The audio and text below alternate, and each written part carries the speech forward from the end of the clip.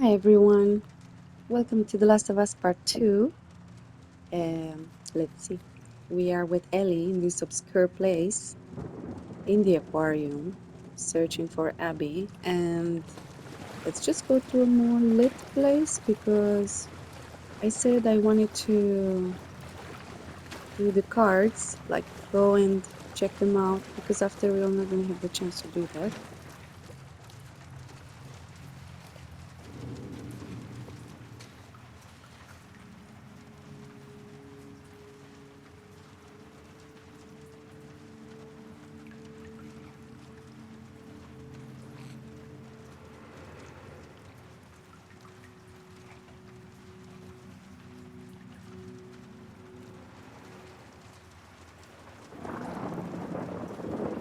So,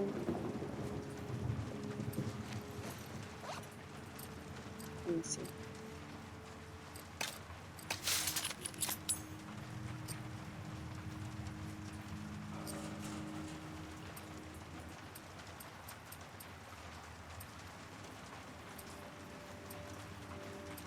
You can read this? Oh, I remember this. I didn't read this, I remember I read it.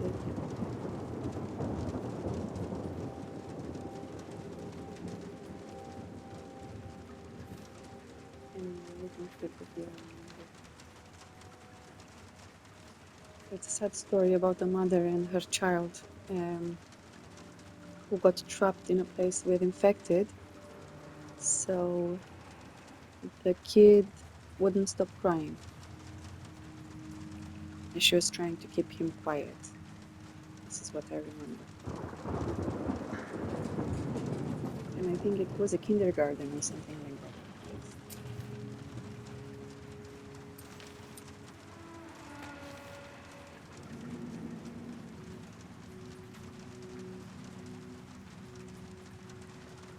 I think we've read this too.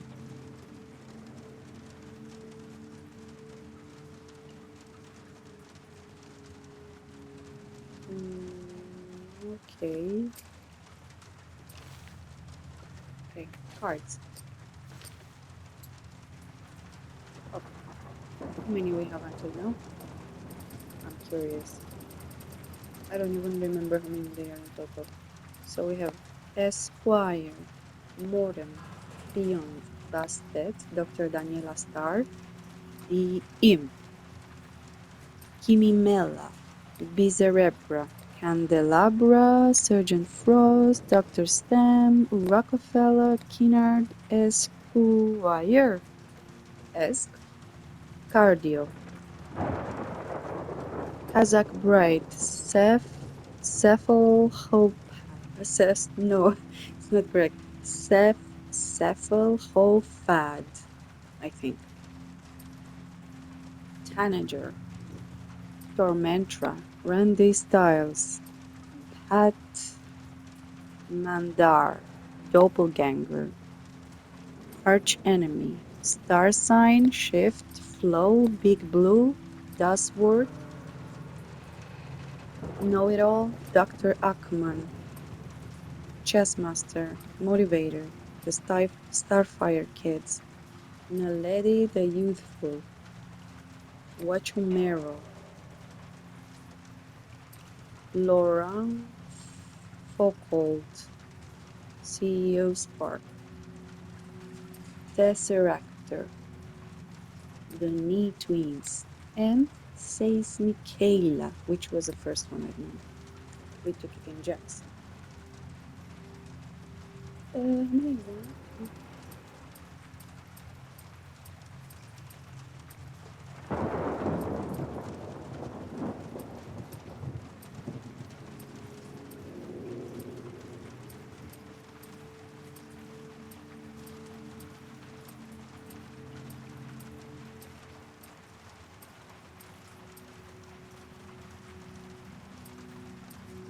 So I counted 38 cards.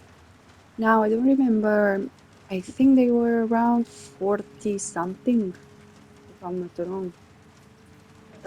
I did miss a few, And I checked the help for the game, so they show you there in small videos where to find them.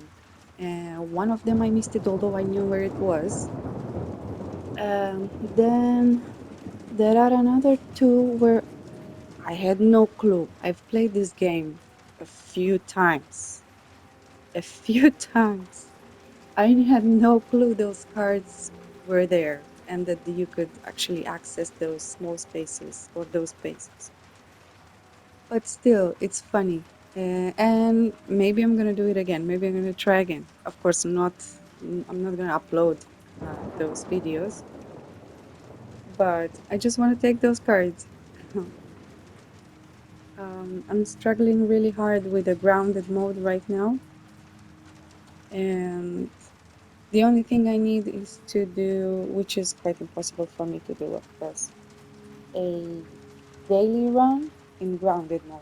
That's all I need, and of course, to just pick up and collect whatever it is to collect, um, like cards and I don't know what else, collectibles, in order to platinum the game. Okay, so let's just take one by one and see what it's all about. Esquire. Esquire is a guy that has some sort of an axe in hand. Let's see,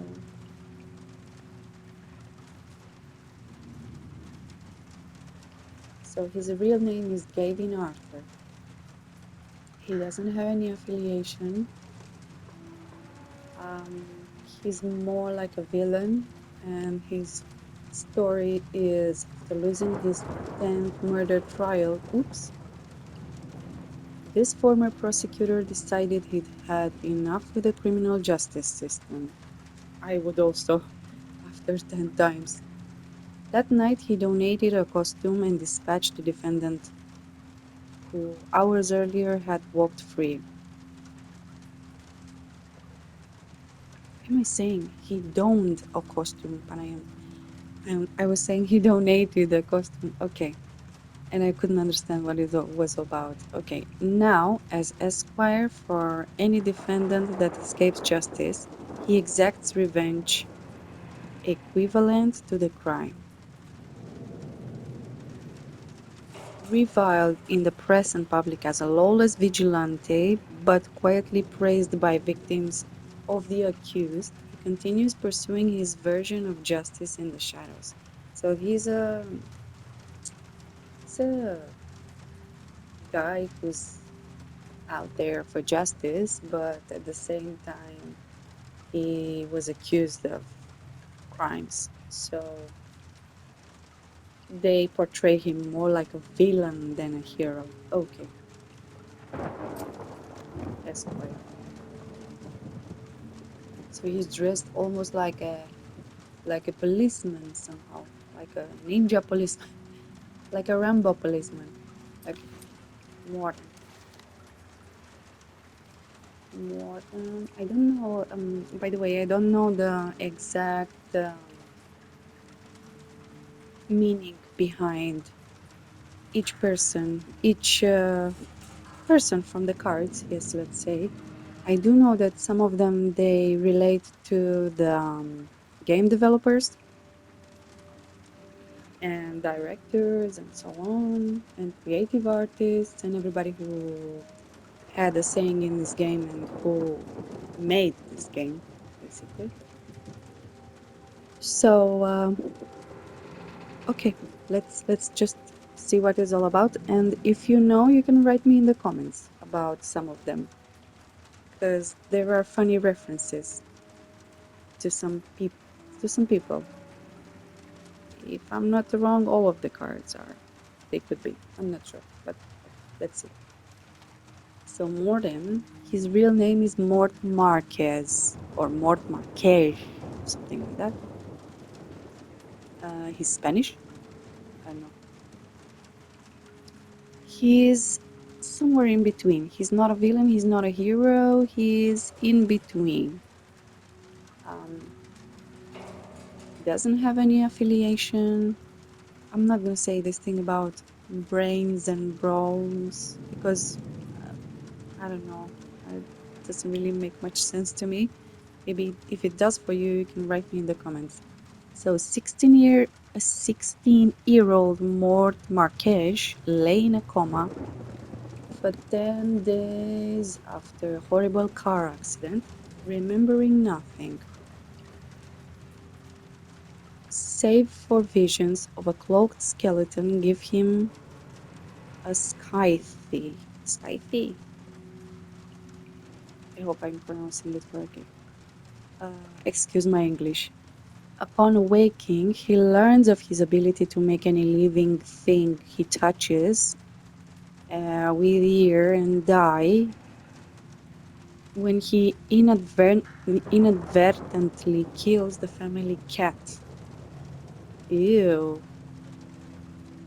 Both the Society of Champions and Spark seek him out, the former hoping to keep him away from the general public, the latter to use him for a bioweapon research. Mortem is on a path to find answers. Why was he cursed with these morbid powers? So wait, he had powers and he killed accidentally the family cat after he was in a coma. Um, and this happened after a car accident. Okay. Mm,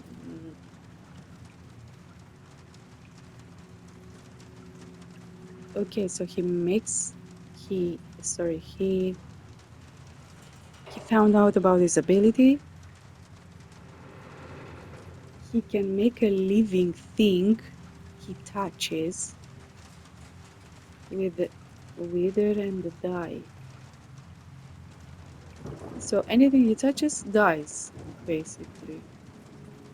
Okay, this is not something I like, actually. Not my favorite.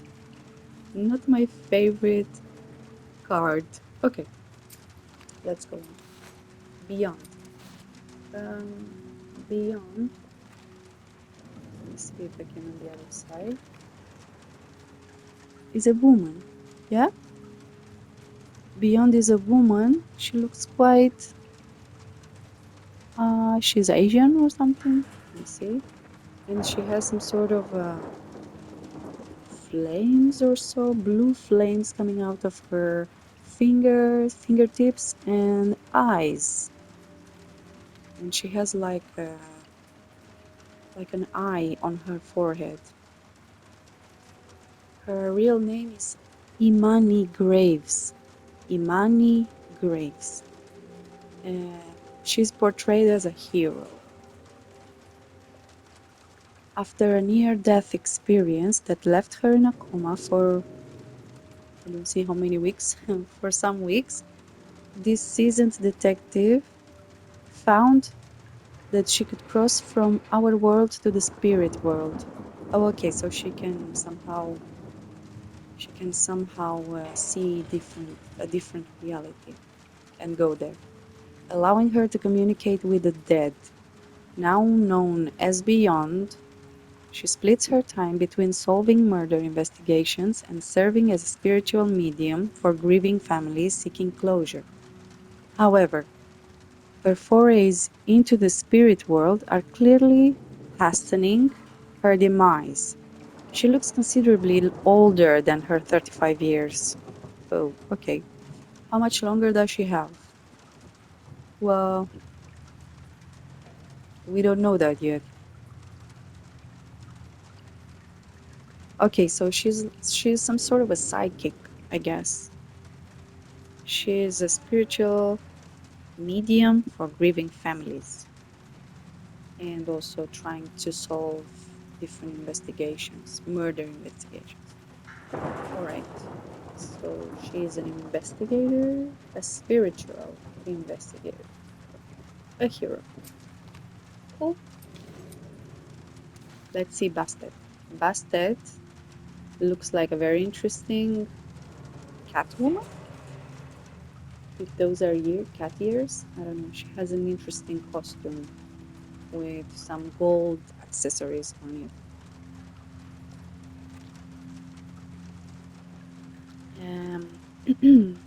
Bastet is somewhere near a villain. Is portrayed as a villain mostly. You can understand that from the way that she looks. We don't know her real name. Is unknown, it says here. And her affiliation is the New Dogs. Okay. When Dr. Ackman pulled an anonymous teenage girl off the streets of Cairo. Oh, I was thinking about that. Yes, she could be Egyptian from the way that she looks and is dressed. Um, so when Dr. Ackman pulled an anonymous teenage girl off the streets of Cairo, he got more than he bargained for. Originally intending to use her for his human genetic enhancement project, things went awry when the imp introduced cat DNA into the mix. We have the imp as well in the cards, okay? So they must be connected to each other. Now, gifted with the agility, vision, and predatory instincts of a cat, the girl took on the name of Egyptian cat goddess Bastet. Yes, of course. Now I remember. Uh, Clever and mercurial, she acts as one of Ackman's enforcers, using her skills for high-risk heists. But even the brilliant Ackman can't tell where her allegiance truly lie. Allegiances. Okay, because sometimes I'm crazy with the English. So, but even the brilliant Ackman can't tell where her allegiances truly lie. Mm, okay, so she's like a protector for Dr. Ackman. Dr. Ackman is Neil Druckmann. He's the director of the game. Okay, let's go back.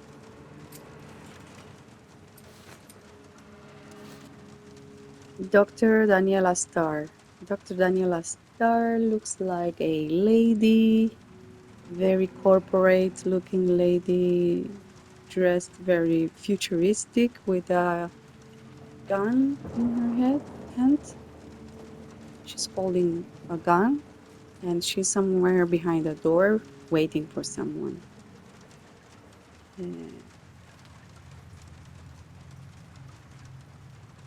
Uh, her home world. So this time we don't have her name. It says home world, Earth. Okay, so she's coming from planet Earth. 100 brains, 60 brawn. Okay, I'm just gonna read that too if matters. Her affiliation is Future Alliance. It's gonna take us a while because we have a lot of them. She's a hero, full hero. Recruited by Sparks Century 22 out of Titan's Best Science Academy. So she's a scientist. Brilliant Daniela Starr was assigned to the Ion Engine development team. Ion Engine development team. Okay.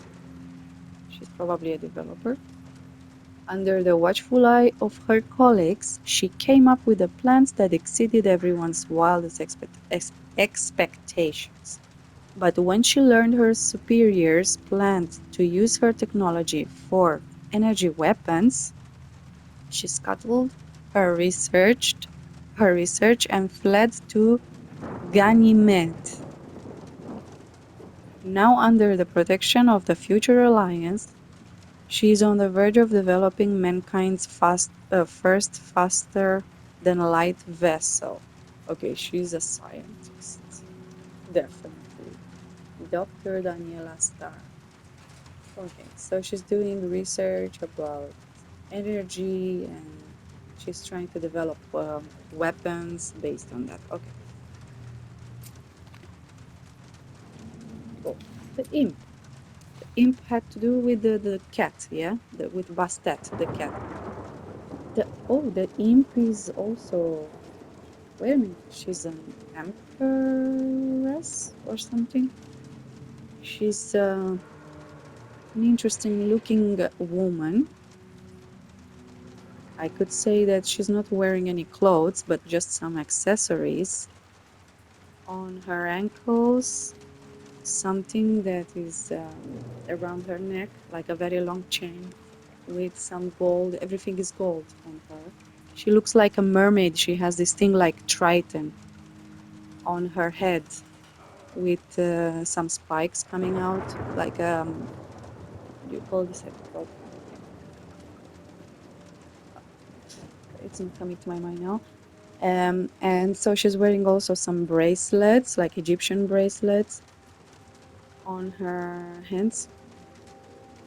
She has a circle in her hand, like a huge circle. Maybe she's, I don't know, using it, dancing with, I don't know. She has very, very long blonde hair, like Rapunzel, which is caught at at the ends of her hair somehow with some golden bracelets or accessories for the hair, let's say. Okay, let's read about it. The imp. Oh, and by the way, I forgot to mention that her eyes are red, like fully red. She's completely naked with all these gold accessories, and her eyes are red. And also the environment is red. It seems to be somewhere on water. Maybe it's like a water. Okay, let's see. She has 100 brains, 40 brawn. Her real name is the Imp, so it's the same. Her affiliation, the New Dogs, just like Bastet. Okay. An impossibly fiendish, sprite-like creature.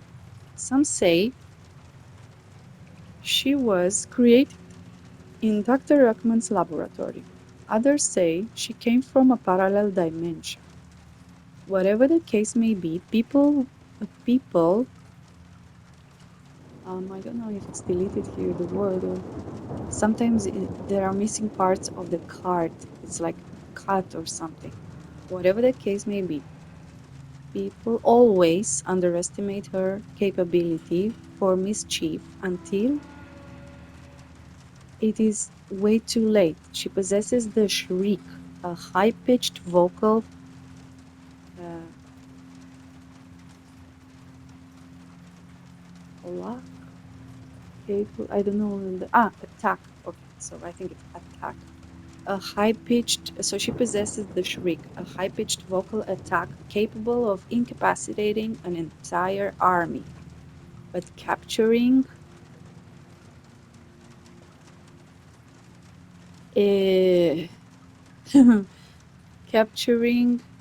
that is worth the risk of confronting the new dogs. Capturing her, okay, but capturing her is worth the risk of confronting the new dogs.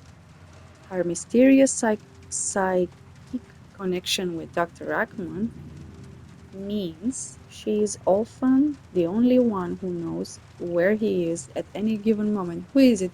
Her assistant or something? She's not a hero.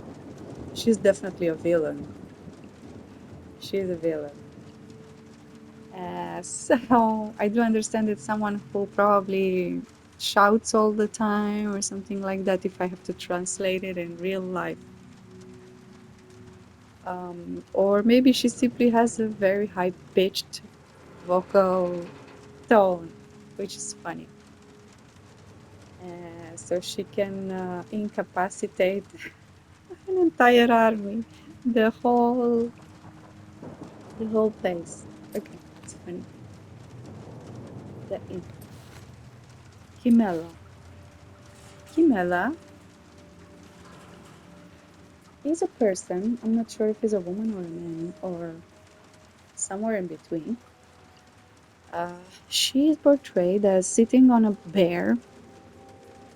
She's wearing boots like mountain boots, brown mountain boots, gray trousers, and a black with blue tones jacket. But the thing that I'm noticing, she's somewhere in a green place, maybe a forest or something. She's sitting on the bear. They both have a spark, a blue or green, blue greenish spark in their right eye. Both her, him, her, or and the bear. And she also has on her lap a what is this animal called? I forgot. Uh, I forgot the name of this animal. It's like it looks like a fox, but it's gray with dark lines on it, and a funny, very funny animal. And also, raccoon. Yeah, raccoon. And also on her shoulder there is a crow. The crow and the bear and the raccoon, they all have their right eye green, like a spark in it, a green spark in it. Okay, so this is the description of it. Now, Kimela Green has 80 brains and 60 brawn, and she is a full hero.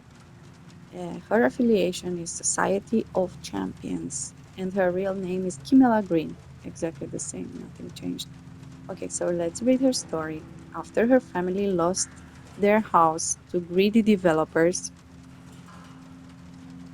young scientist Kimela Green's public protests fell on deaf ears.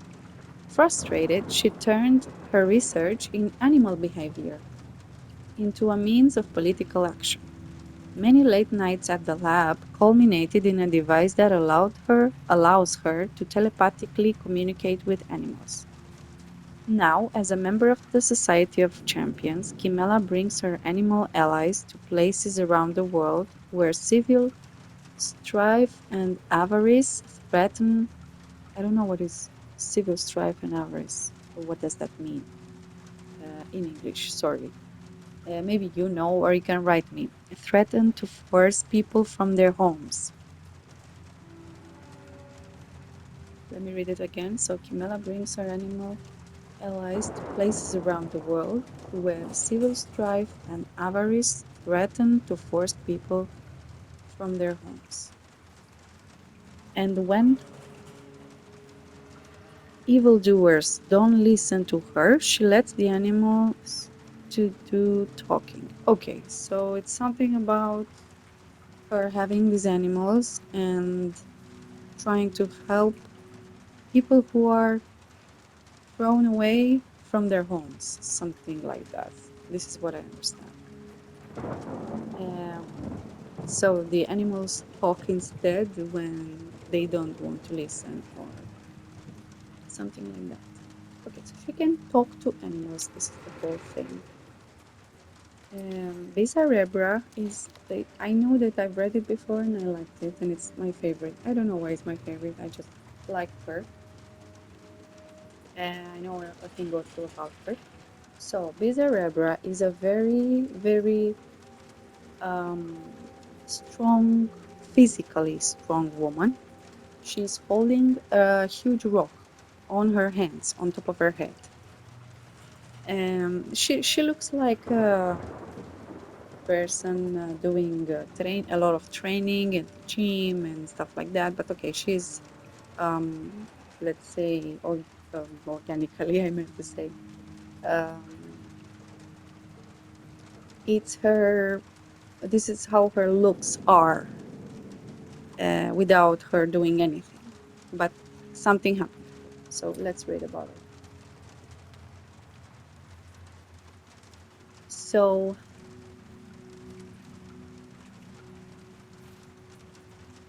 okay, so Bizarebra, her real name is Bahar Reza. I think it's an Indian name. I'm not sure, but I think so. She has 80 brains and 100 brawn. Affiliation? No, non-affiliations. Young Bahar Reza once had a promising career in science, but her stint as Dr. Rahman's assistant ended in catastrophe.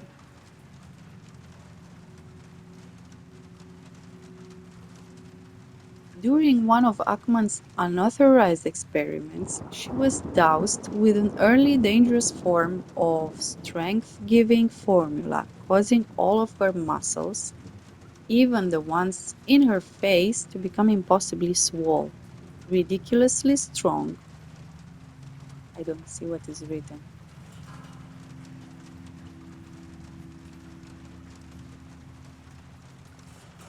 Wait, I can read. The thing is that I prefer to read on the card because when I open it, I can't read. I don't know why. It's very difficult for me to read with white letters on black screen. I don't know why. So causing her muscles, even the ones in her face, to become impossibly swole, ridiculously strong. It makes me tired or something. I don't know. Ridiculously strong and danger to everyone around her, and a danger to everyone around her. She was shunned by society. On her own for years, seeking revenge, she recently found a friend and ally in the aged and frail Naledi the Youthful, providing that opposite attract. Let me see again. So she's not a villain, she's not a hero, she's somewhere in the middle. So she found somebody, she found a partner or something, Naledi the Youthful. Do we have him? I'm not sure if we have him. I don't remember Naledi in the cards. Okay, so she was extremely strong after she ingested something from the unauthorized experiments of Dr. Rahman,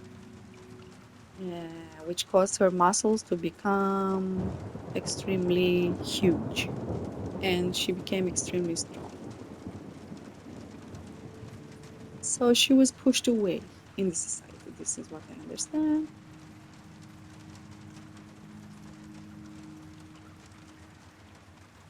Okay, so she was pushed away by the society, and her friend and ally is Naledi the Youthful. Okay, who is helping her go through this whole situation. This is Bizarreblo. Then we have Candelabra. Candelabra, um, she's a woman. I think it's a black woman with fire. With fire, somehow like a circle of fire, or she can produce the fire. I'm not sure. We're gonna read about it. Her hair is on fire. Her eyes are on fire. Her eyebrows are on fire, and she's wearing some sort of costume of pink color with some sort of a new age model, like a corset type of uh, top with some red lines. Uh, with some red lines on it, let's say. Candelabra. I don't know if it's about light or fire, but she's on a red background, orange, red and yellow background, like fireish type of background. So I want to flip it now. Candelabra's real name is Sophie Aucoin. She has 60 brains, 80 bronze, and her affiliation is Society of Champions, just like that girl with the bear and animals. A beacon of the darkest night, this heroine earned her moniker when people first saw fire emitting from her hands and flowing through her hair. So, okay, it's fire. Originally from the volcanic Auvergne region of France, she fell into an active lava pool while protecting her little brother from Dr. Ackman's henchman. Left for dead, she emerged from the pool alive and capable of wielding fire as a weapon, so long as she doesn't get cold. When not working with the Society of Champions, she spends her days hunting Dr. Ruckman, whom she believes is holding her brother captive.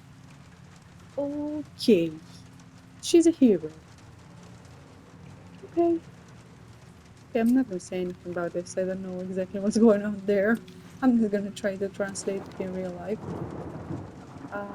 Sergeant Frost. Sergeant Frost, I think he's a man. He looks like he's coming from the army. He's dressed as an army person with army boots, army trousers, um, a yellowish sand yellow top, and a green army, just plain green army hat. His hands seem to be frozen, and he seems to produce ice around him. He's on, let's say, earthy color background with ice pieces in the air and everywhere, and on the ground there's ice. There are ice pieces. Okay, let's read about Sergeant Frost now. His real name is Edward Frost. He has 40 brains and 80 brawn. Very little brains. His affiliation is Society of Champions. He's a hero. Once an ordinary soldier, Sergeant Edward Frost found himself the unwilling subject of a spark experiment. Infused with a mix of liquid nitrogen and radioactive material, he was left for dead by the scientists. But he could pull him, but he called put him in a state. What?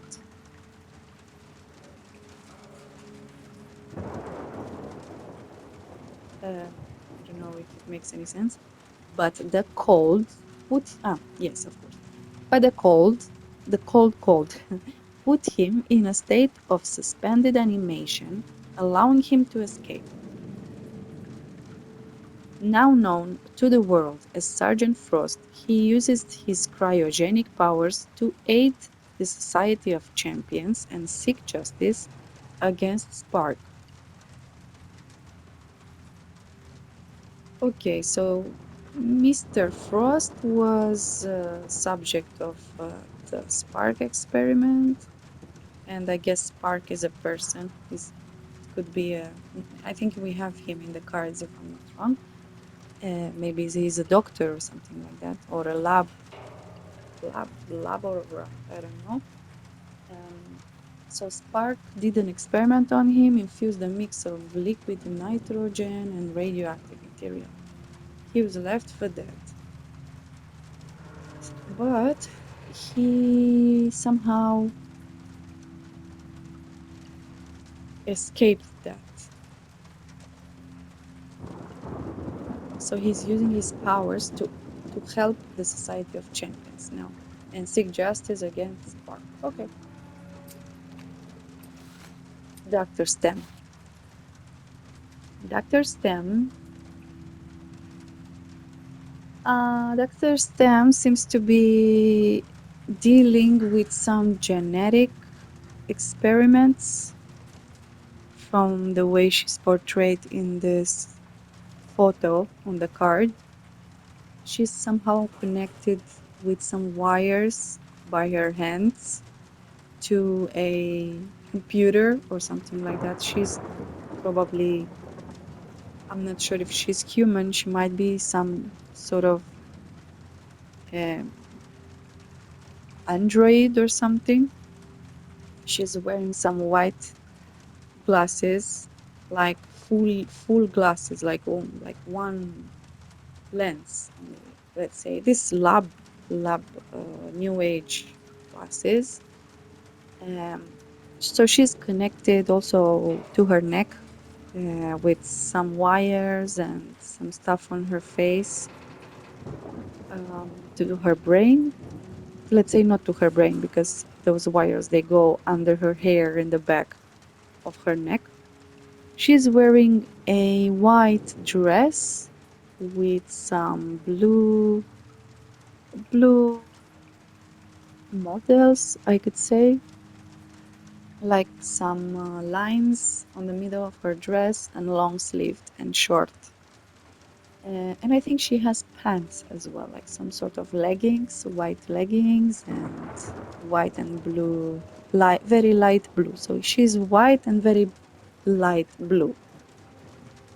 Um, I can see some sort of genetic manipulation. She's holding some DNA in between her hands, or she's just manipulating it on a computer, on a computerized uh, sort of monitor or something. And she has some other things.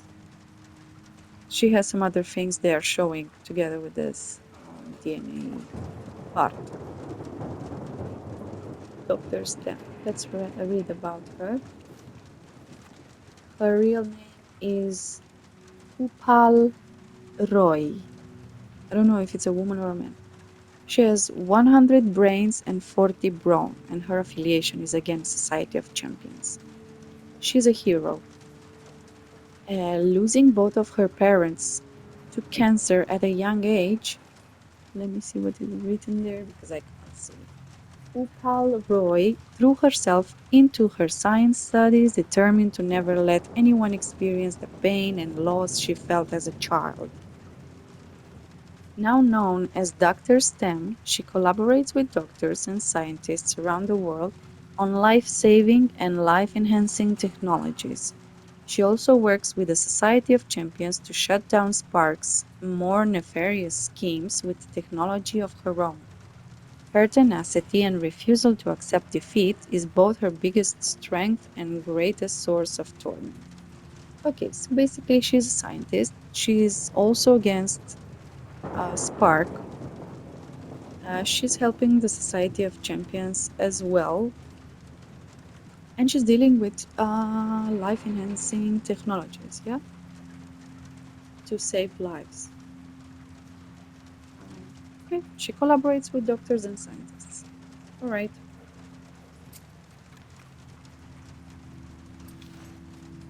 Rockefeller. Rockefeller is a man. I think he's a man. He's on an earthy background, portrayed as entrapped in some sort of a stone costume. It's more like a costume made out of rocks, like pieces of rocks, different. It's the same type of rock, but I'm just saying like a mountain type of stones all over his body, which creates some sort of a costume idea. Okay, so I don't even know if he's on planet Earth. He looks like he could be on the moon or something. I don't know. It's like a moon type of stone. That's it. So let me just tell you about him. He has 60 brains and 100 brawn. His affiliation is Society of Champions. His real name is Norman Stryker Rockefeller. Norman Stryker. Real estate and construction magnate, Norman Stryker's crowning achievement was the Spark headquarters,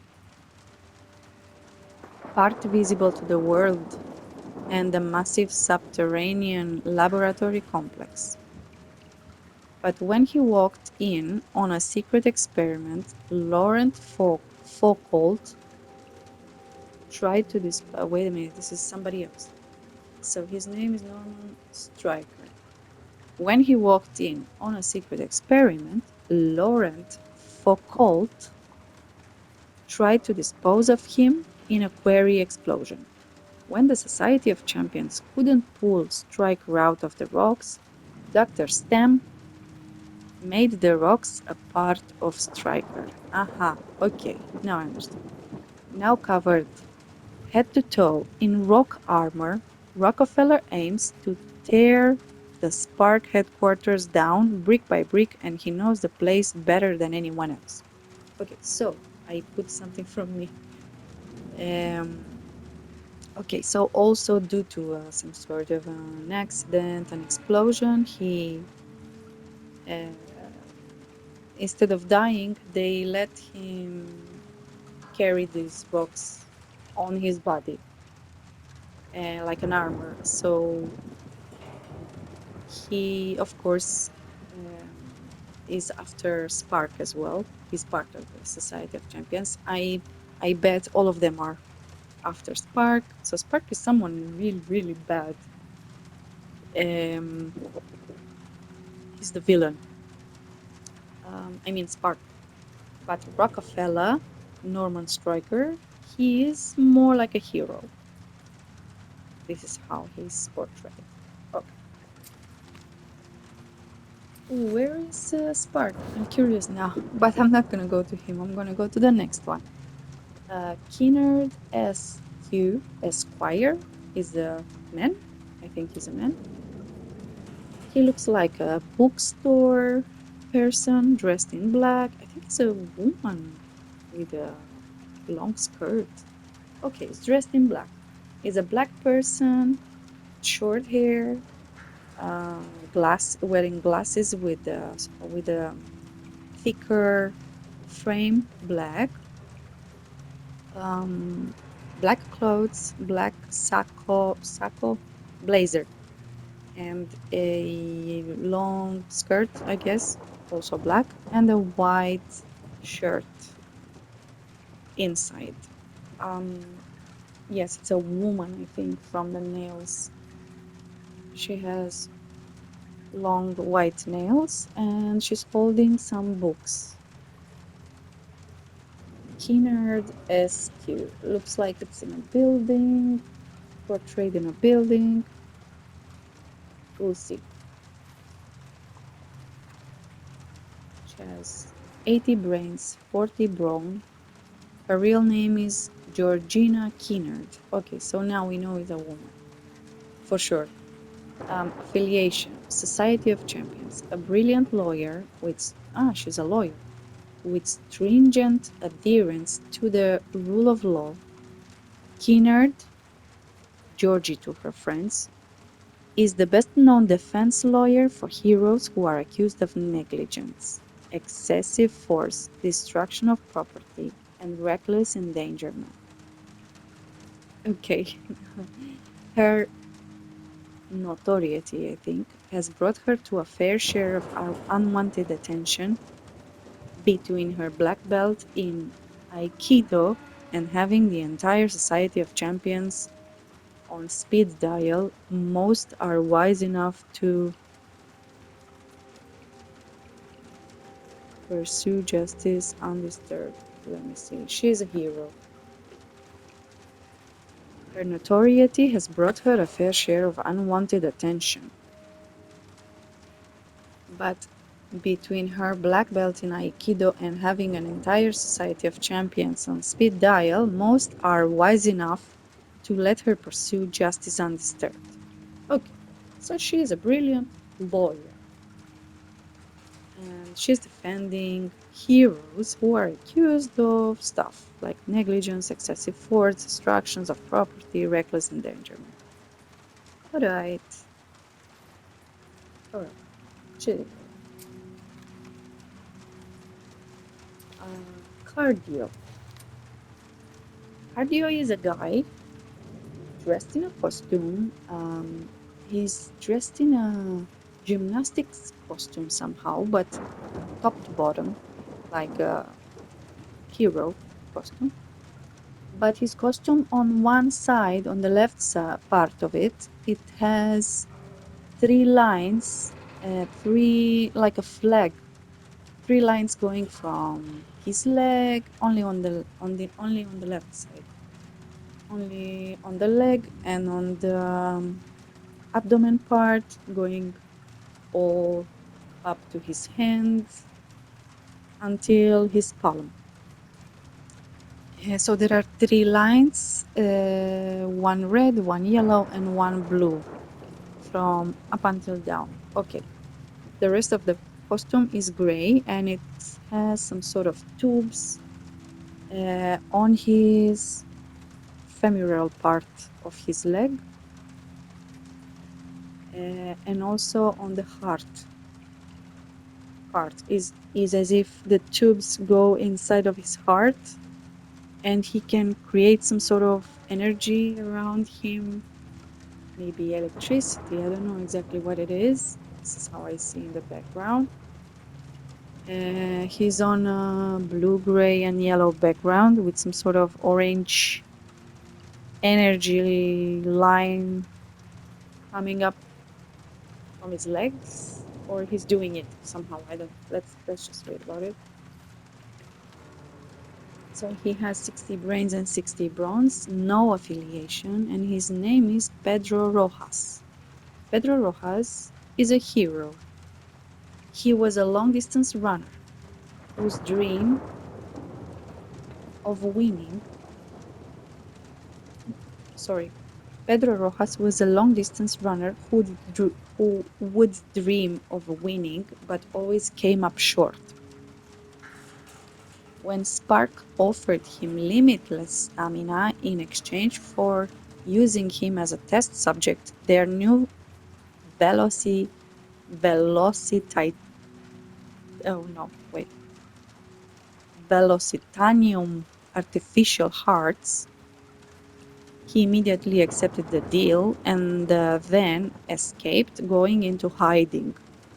Now known as Cardio, he can run faster and further than anyone alive. Pursued by Spark, they still want him back to finish their experiments. They'll just have to catch him first. Okay, so he's a very, very fast guy. He's a hero. So Spark is searching for him. Then we have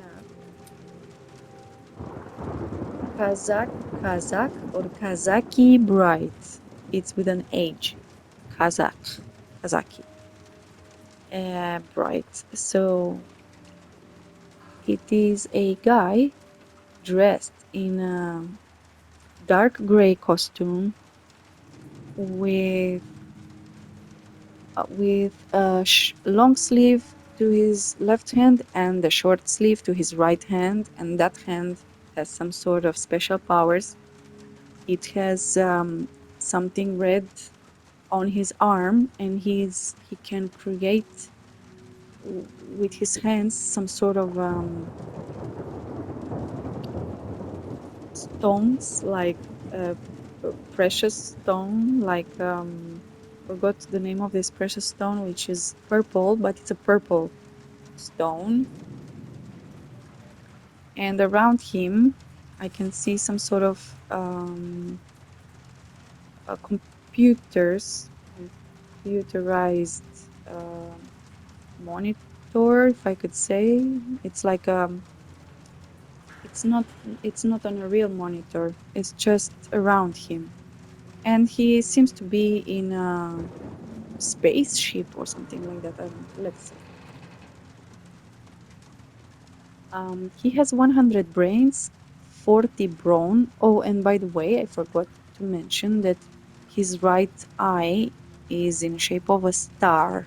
Like instead of his eye is like a tiny little star, and around it he has some sort of a red something. I don't know what that is. Exactly how he has on his hand as well. So it doesn't say his real name. It says that his home planet is Titan and his affiliation is Spark. Okay, so we are dealing here with a villain. Actually, he's portrayed as almost a villain, not a full villain, but definitely not a hero. He is almost a villain, yeah. Um, so his home planet is Titan. Orphaned by the civil war on Titan, young Kazakh bride vowed revenge on the future alliance, whom he held responsible for initiating the conflict. Growing up to become a renowned communication engineer for Spark Century 22, he developed quantum signaling technology that allowed for instant communication across vast distances. Uh, though it gave Spark an advantage, they still suffered defeat after defeat against the Future Alliance, boosting his quantum communicator to reach far beyond our star system. Kazak now tries to contact someone or something capable of helping him seek his revenge. Alright, so he's not a human. He's from another planet. And he's trying to help. He had to deal with Spark.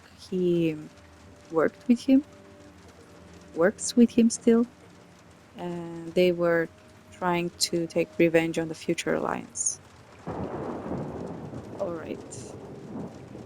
So he's trying to take revenge because probably during the civil war on his planet Titan, he became an orphan.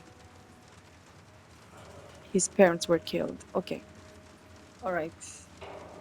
A man seeking revenge. I don't know how much time I have left, but I think I'm gonna keep this session of 1 hour exactly, and I will continue with the rest of them. Maybe it's gonna be another 1 hour. I don't know. There are a few left. How many we did until now? Let me see. Oh, so 1, 2, 3, 4, 5, 6.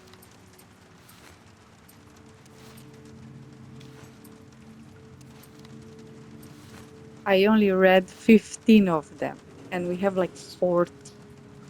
I don't know. Can I be faster than that? I'm gonna try. We have next.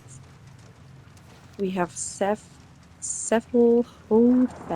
Cephalhophad is something like a jellyfish. I don't know what this is. A jellyfish in the water. This is how I see it, but it's not any jellyfish. It's luminescent. Luminescent. Am I saying it correctly? Um, it's a colorful jellyfish.